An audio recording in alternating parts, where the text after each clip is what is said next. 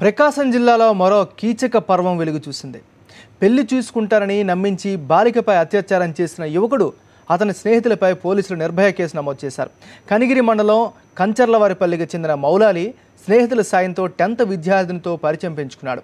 ప్రేమ పేరుతో వేధించాడు. మాయమాటలు చెప్పి పలుమార్లు అత్యాచారానికి పాల్పడ్డాడు. పెళ్లి చేసుకోమని ఒత్తిడి పెంచడంతో తనను తిరుపతికి తీసుకెళ్లి వదిలేసి వచ్చాడని బాధితురాలు వాపోతుంది. అక్కడి నుంచి అష్ట కష్టాలు పడి సొంత ఊరు చేరుకున్నానని చెబుతోంది. తల్లిదండ్రుల ఫిర్యాదుతో పోలీసులు మౌలాలి అతని స్నేహితులైన హేమాద్రి, సుబ్బుపై నిర్భయ కేసు నమోదు చేసినట్లు తెలిపారు.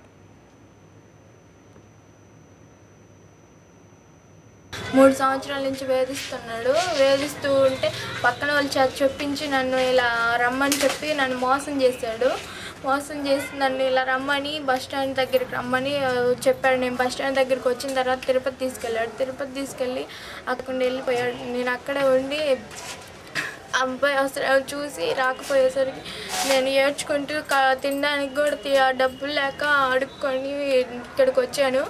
అమ్మాయి మీద అత్యాచారం చేసిన మౌలాలి మీద అతను సహకరించిన సుబ్బులు, హేమాద్రి నిర్భయ చట్టం మేరకు కేసు నమోదు చేయాలి.